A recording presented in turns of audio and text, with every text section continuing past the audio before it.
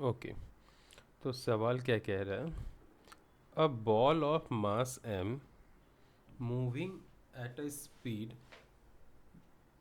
v makes a head-on collision with an identical ball at rest. तो कह रहा एक बॉल है, there is a ball of mass m,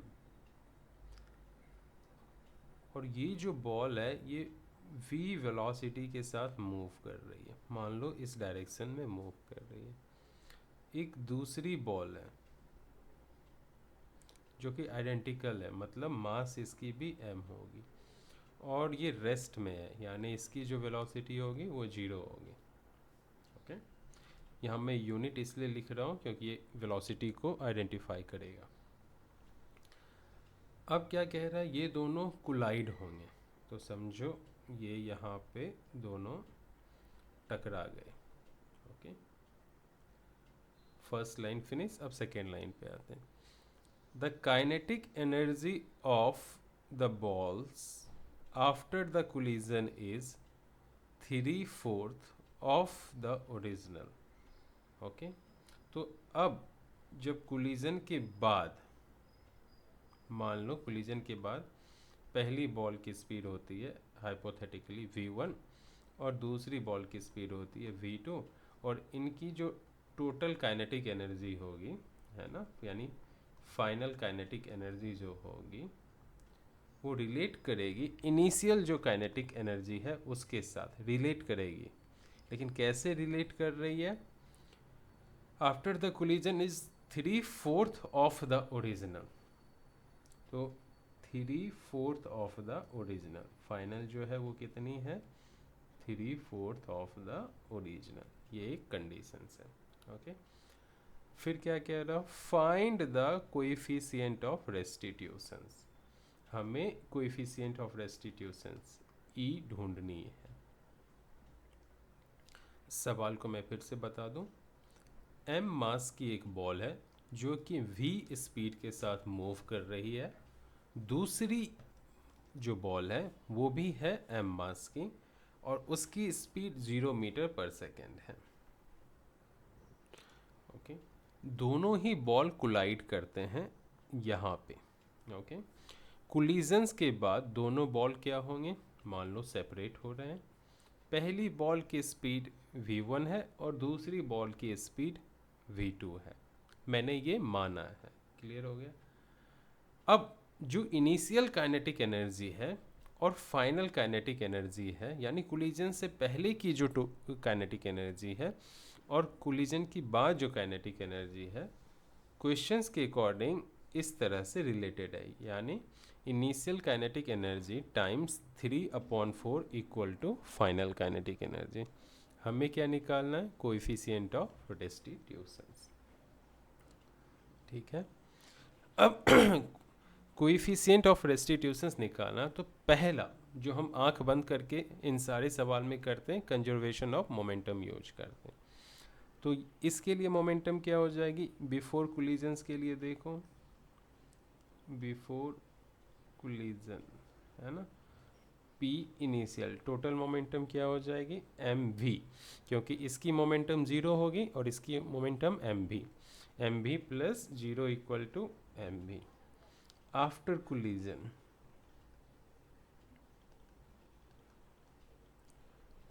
total momentum क्या हो जाएगी? m v1 plus m v2। तो अगर m हम कॉमन ले लें तो ये क्या हो जाएगी? v1 plus v2। Conservation of momentum से इनिशियल मोमेंटम हमेशा इक्वल होती है फाइनल मोमेंटम की, तो हम क्या लिखेंगे? M v equal to m v one plus m v two. M और एम कैंसिल हो गई, तो v इक्वल टू क्या आ गई? v1 plus v2। ये एक इक्वेशंस हमें मिल गया। मैं इसको रब कर देता हूँ स्पेस बनाने के लिए।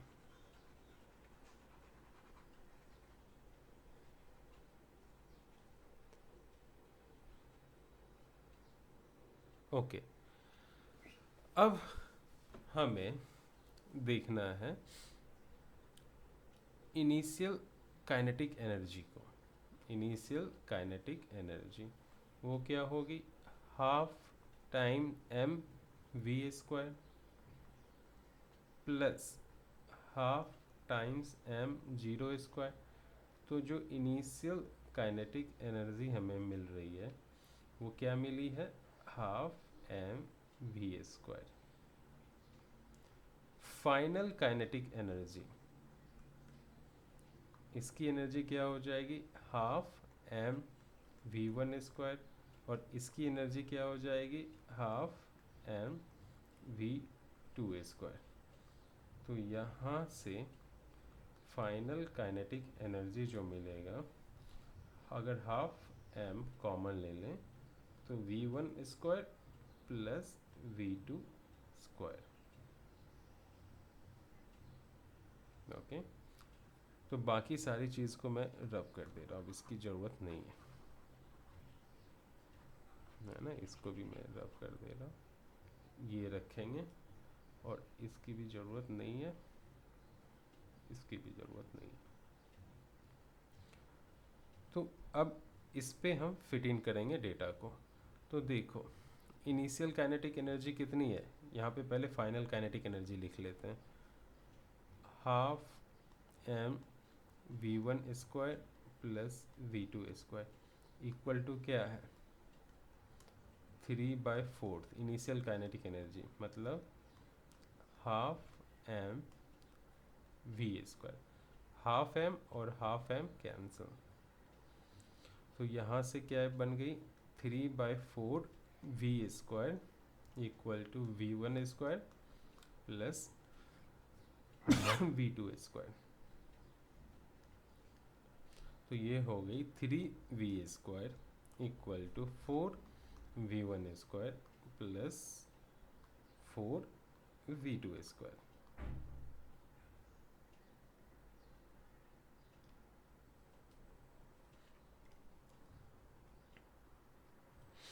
अब देखो कोएफिशिएंट ऑफ रेस्टिट्यूशंस का फॉर्मूला क्या होता है, velocity of separations, velocity of separations मतलब v2 minus v1 upon velocity of approach. Velocity of approach यहाँ क्या हो जाएगी, v minus zero means v हो गई। तो वी ई इक्वल टू क्या हो जाएगी, v2 माइनस v1। अगर हम इसको स्क्वायर कर दें तो ये क्या हो जाएगा, वी ई का square equal to v1 square plus v2 square minus 2v1 v2। और हम इसको स्क्वायर कर दें तो क्या होगा, v square equal to v1 square plus v2 square plus 2v1 v2।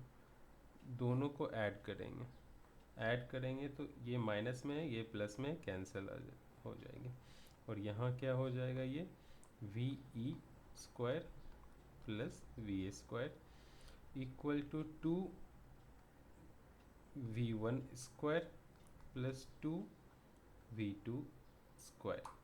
Okay, तो अब हम दोनों साइड 2 से मल्टीप्लाई करते हैं, दोनों साइड 2 से मल्टीप्लाई करेंगे तो ये क्या हो जाएगी, 2v square plus 2v square equal to 4v1 square plus 4v2 square.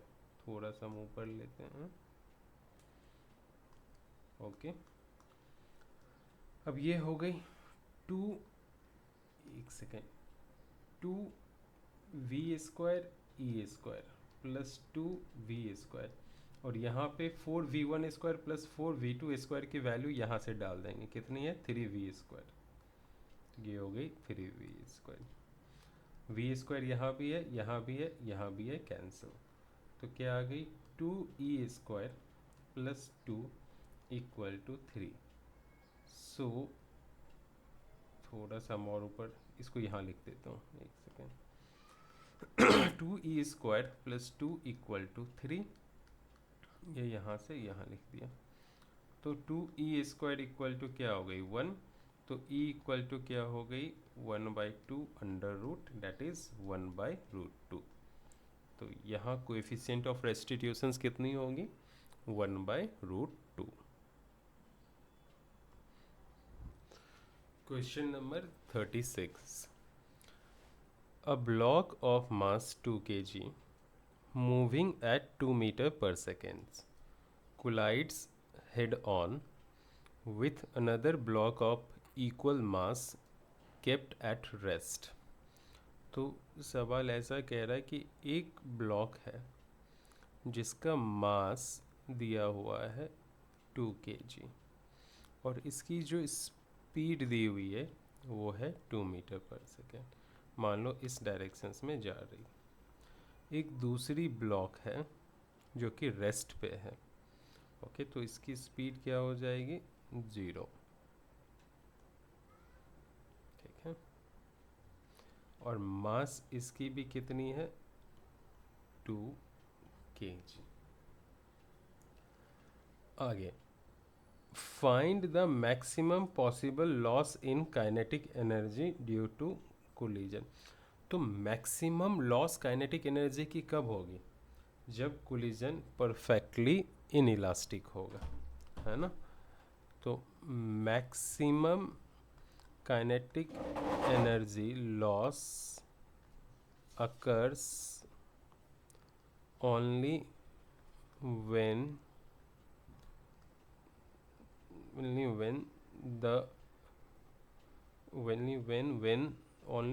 collision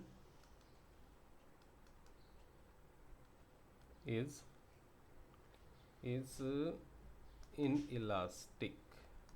okay, maximum kinetic energy loss occurs only when collision is inelastic, perfectly inelastic। okay, ये statements हो गई।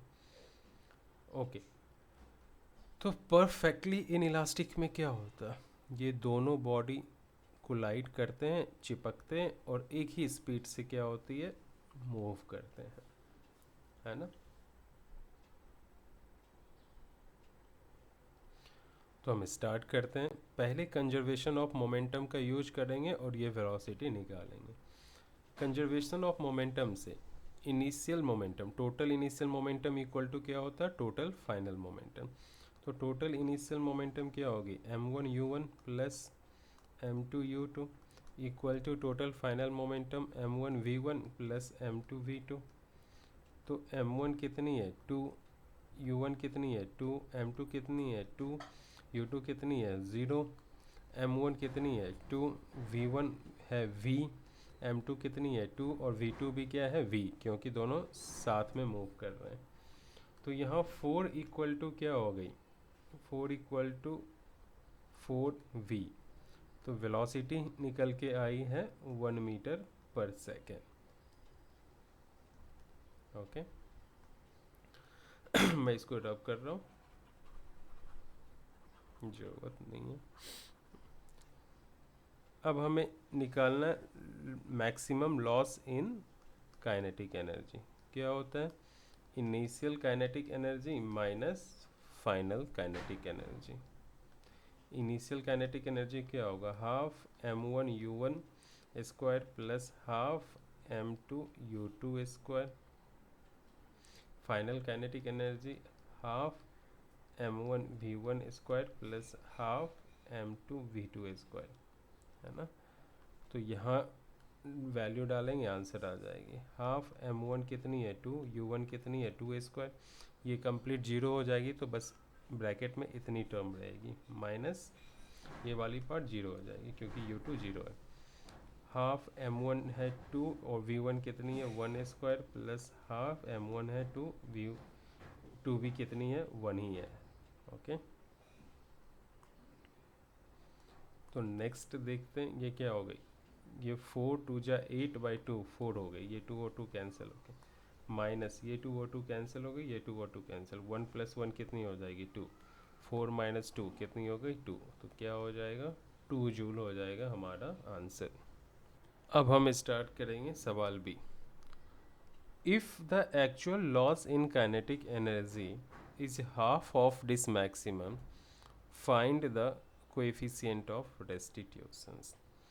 तो यहाँ जो सवाल है ये है neither perfectly elastic nor perfectly inelastic का सवाल। ओके, तो इस केस में क्या हो जाएगा कि कोलिजन्स होंगे, ये दोनों बॉडी कोलाइड करेंगे। ओके, कोलाइड करने के बाद दोनों सेपरेट हो जाएंगे। ओके, मान लो कोलिजन्स के बाद m1 की स्पीड क्या हो जाती है v1 और m2 की स्पीड क्या हो जाती है v2, ये आफ्टर कोलिजन है। तो अब हम इसके लिए इस सवाल को सॉल्व करते हैं। तो principle of conservation of momentum से क्या होगा, m1 u1 plus m2 u2 equal to m1 v1 plus m2 v2। Okay, ये सेकेंड है, फर्स्ट हमने ऑलरेडी सॉल्व कर रखा है। m1 कितनी है 2 इंटू 2, ये हो गई 0, ये हो गई 2v1 प्लस 2v2। तो यहाँ 4 हो गया और यहाँ 2 कॉमन लोगे, v1 प्लस v2 बचेगी। तो there four v1 plus v2 equal to क्या आ गई 2 आ गई।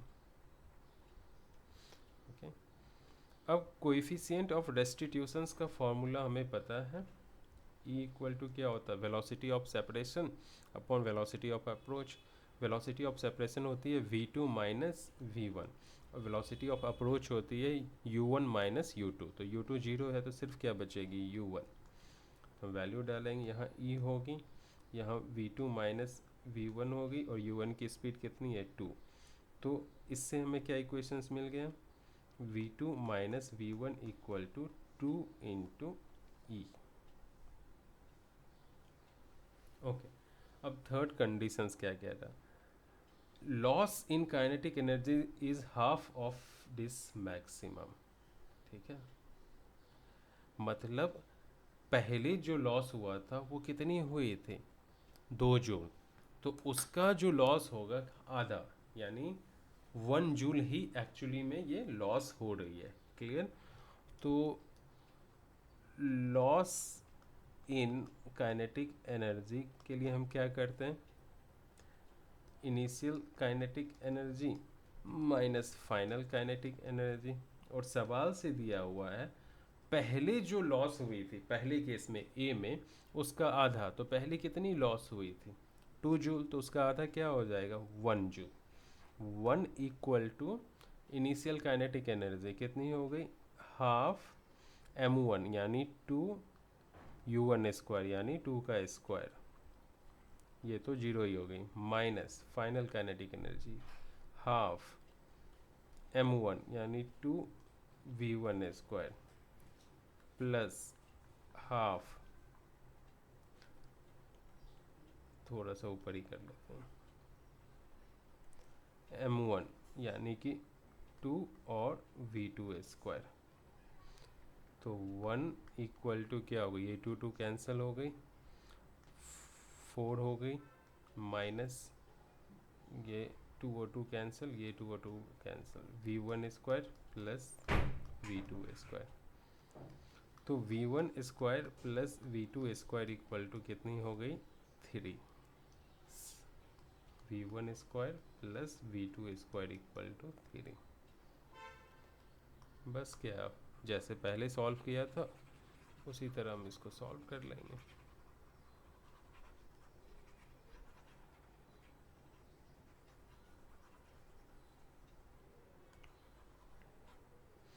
इसका बेस्ट तरीका क्या है, आप इन दोनों को मल्टीप्लाई कर दो, इन दोनों को मल्टीप्लाई करोगे तो ए स्क्वायर माइनस बी स्क्वायर हो जाएगा, v2 स्क्वायर माइनस, पहले मैंने स्क्वायर वाला मेथड से किया था अभी ज़्यादा इजी करवा रहा हूँ।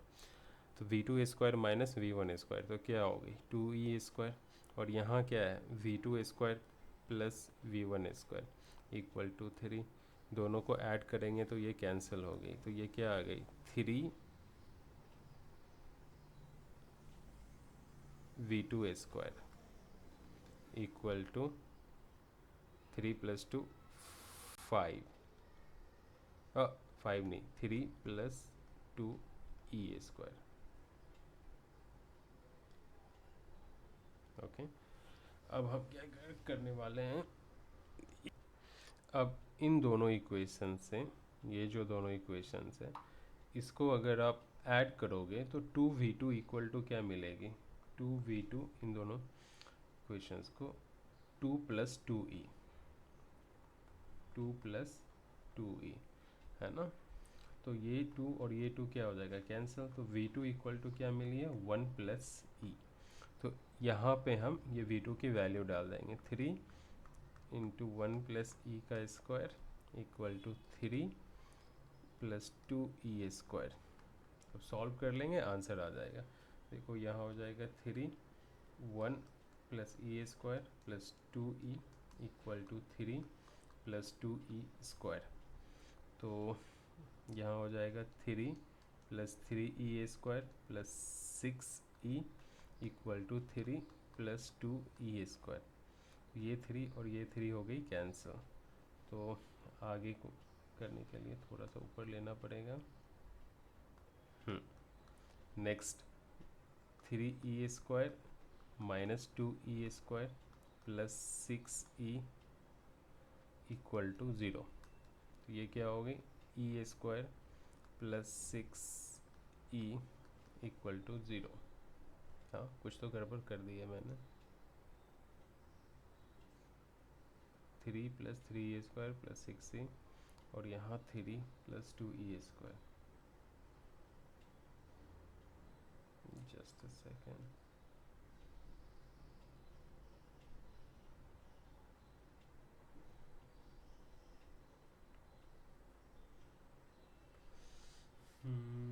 मैं फिर से करता हूँ, एक सेकेंड।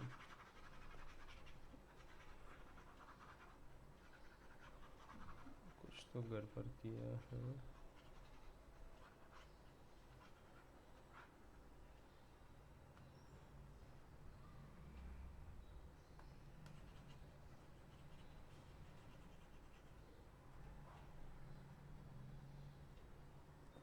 ओके मैं फिर से यहाँ से कर रहा हूँ, इसको स्क्वायर करके और इसको स्क्वायर करके सब्ट्रैक्ट करता हूँ। तो पहले को स्क्वायर करेंगे तो आएगी v1 square plus v2 square plus 2v1 v2 equal to 4। दूसरे को करेंगे तो आएगी v1 square plus v2 square minus 2v1 v2 equal to 4e square. अब दोनों को ऐड करेंगे तो ये कैंसिल हो जाएगी और ये हो जाएगी 2v1 square plus 2v2 square equal to 4 plus 4e square.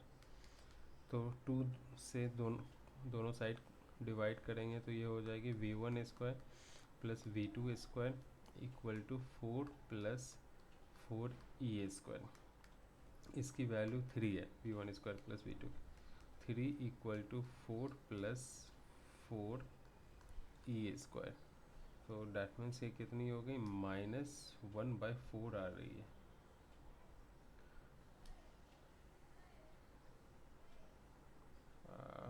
कुछ तो रॉन्ग किया, जाने दो।